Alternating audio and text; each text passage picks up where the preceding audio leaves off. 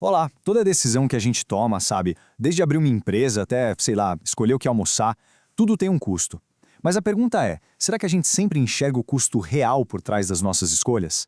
Nesta análise, a gente vai mergulhar na visão de um economista e ver como ela pode virar de cabeça para baixo o jeito como se pensa em valor, lucro e até prejuízo. Então imagina essa cena. Um contador e um economista montam um negócio juntos. Quem está certo sobre os custos? Parece uma pergunta boba, né? Mas a resposta abre a porta para duas maneiras completamente diferentes de enxergar o mundo dos negócios. É o nosso ponto de partida para descobrir que, quando o assunto é custo, a história vai muito, mas muito além do que está na planilha. É exatamente aqui que o jogo vira. Para um economista, a análise de custos não é só sobre o dinheiro que sai do caixa. O verdadeiro segredo está em enxergar o que está oculto, sabe? São as oportunidades que a gente perde pelo caminho que definem o valor real de cada decisão. E aqui, nesse slide, a diferença fica cristalina. De um lado, tem a visão do contador, super focada nos custos explícitos, ou seja, o dinheiro que, de fato, saiu do bolso. Do outro lado, o economista. Ele olha para isso também, claro, mas adiciona uma camada que é fundamental, os custos implícitos, que nada mais são do que o valor de tudo aquilo que a gente abriu mão. E o chefão desses custos ocultos é ele, o famoso custo de oportunidade. A melhor forma de pensar nele é como o valor da estrada que não foi pega. Não é um dinheiro que saiu da conta, mas é uma perda real, uma perda do benefício que aquela outra escolha poderia ter trazido. Olha, esse exemplo aqui é perfeito. Vamos supor que alguém é dono do prédio onde a empresa funciona. Para o contador, o custo do aluguel é zero. Lógico, não tem boleto para pagar.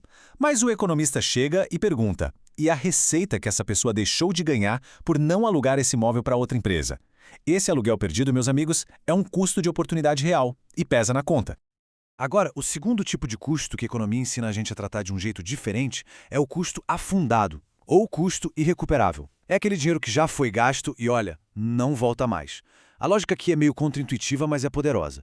Uma vez que o dinheiro já foi, ele não pode, ou melhor, não deve, influenciar as decisões que a gente toma daqui para frente. Equipar um teste rápido. Imagina que foram gastos R$ 50 mil no conserto de um baita Camaro. Agora, um amigo oferece 250 mil por ele, que é o preço de mercado. E aí, vende? A tentação é pensar, poxa, gastei 50 mil, então o preço tem que ser 300 mil. Mas um economista diria que esses 50 mil já eram. São custo afundado, esse dinheiro não volta. O que importa agora é só o valor de mercado do carro. Ponto.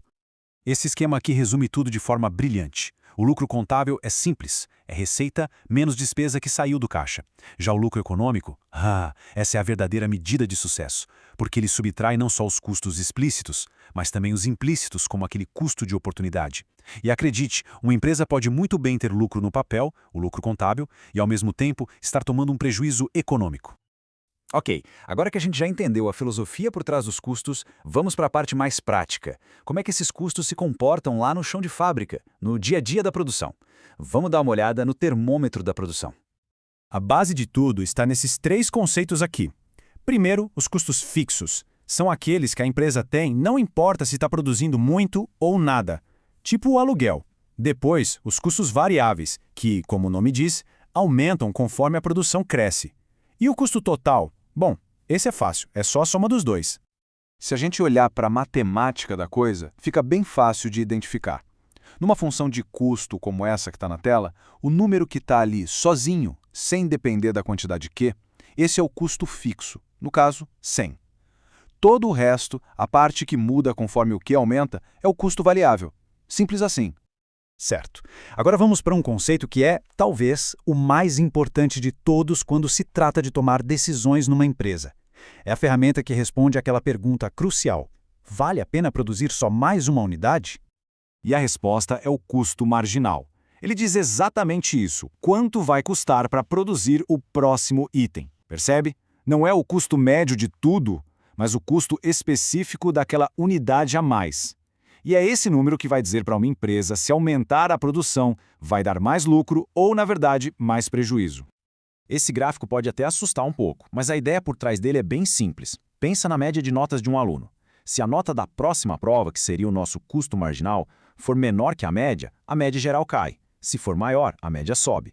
A curva de custo marginal, essa CMG, funciona igualzinho, puxando a média para cima ou para baixo. E ela cruza as curvas de custo médio bem no ponto mais baixo delas. Esse é o ponto de ouro, o pico da eficiência da produção. Para a gente fechar essa análise, falta adicionar uma última camada que é super estratégica: o tempo. O jeito que uma empresa lida com os custos muda, e muda muito dependendo do horizonte de tempo que ela está olhando. O ponto central aqui é flexibilidade. No curto prazo, algumas coisas estão meio que travadas. O tamanho da fábrica, por exemplo. Dá para contratar mais gente, mas não dá para construir uma fábrica nova do dia para a noite. Já no longo prazo, tudo é flexível. Tudo pode ser mudado, adaptado, inclusive o tamanho inteiro da operação.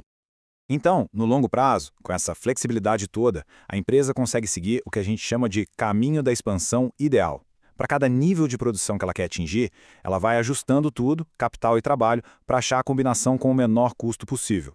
É a rota da eficiência máxima.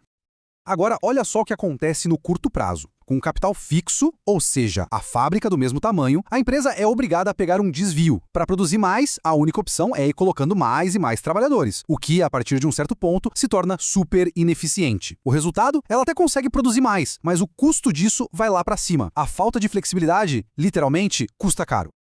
E aqui, a gente junta todas as peças, entender a diferença entre custo de oportunidade e custo afundado, entre o que é fixo e o que é variável, e, principalmente, entender as amarras do curto prazo e a liberdade do longo prazo. É isso que transforma a gestão de custos de uma simples tarefa de contabilidade em uma ferramenta estratégica poderosíssima. E para terminar, fica a reflexão para a próxima grande decisão que aparecer pela frente, seja ela qual for. Quais são os custos de oportunidade que estão escondidos aí? O que está sendo deixado para trás? E quais são aqueles custos afundados, aquelas coisas do passado, que precisam ser simplesmente ignoradas? Pensar nisso pode mudar tudo.